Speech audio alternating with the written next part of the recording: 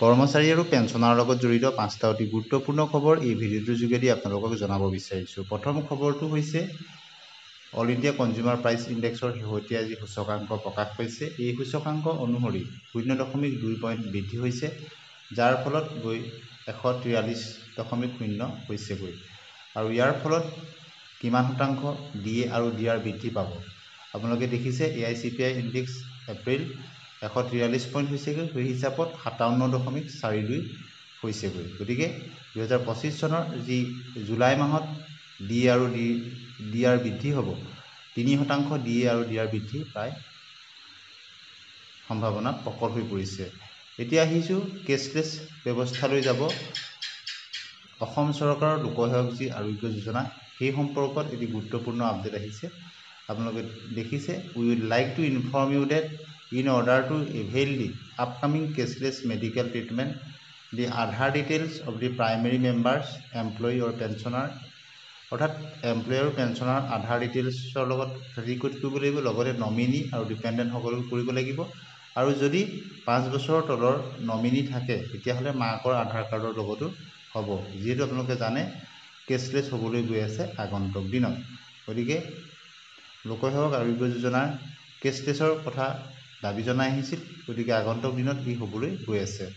এতিয়া আহিছোঁ তৃতীয়টি খবৰলৈ। বৰপেটাত শিক্ষক শিক্ষয়িত্ৰী কৰ্মচাৰীক অৱসৰৰ দিনাই পেঞ্চন পেপাৰ প্ৰদান।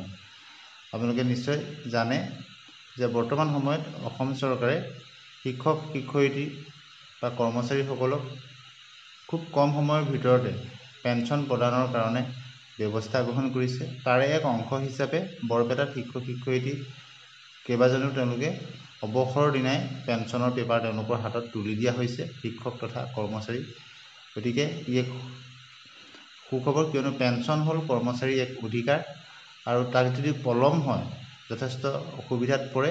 আৰু অসম চৰকাৰে বিশেষকৈ শিক্ষা বিভাগৰ এই তৎপৰতাই শিক্ষক শিক্ষয়িত্ৰীৰ লগতে কৰ্মচাৰীসকলক উপকৃত কৰিব, কিয়নো এজন কৰ্মচাৰী অৱসৰৰ পিছত পেঞ্চনটো যদি পলম হয়, তেওঁৰ লগতে তেওঁৰ লগত ডিপেণ্ডেণ্ট পৰিয়ালৰ চলাত যথেষ্ট অসুবিধা হয়।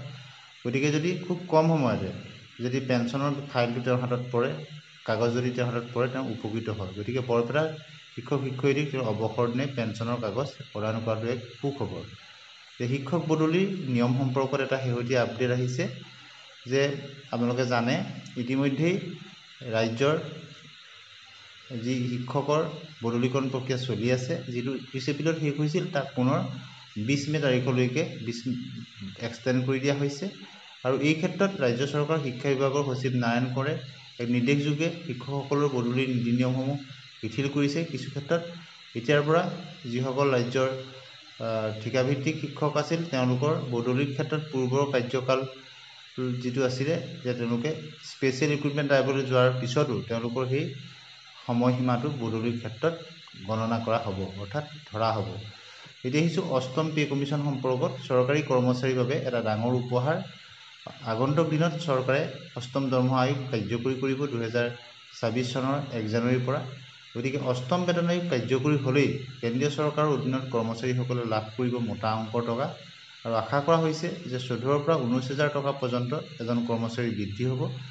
আৰু 2026 1 জানুৱাৰীৰ পৰাই অষ্টম বেতন আয়োগ কাৰ্যকৰী হোৱাৰ কথা আছে।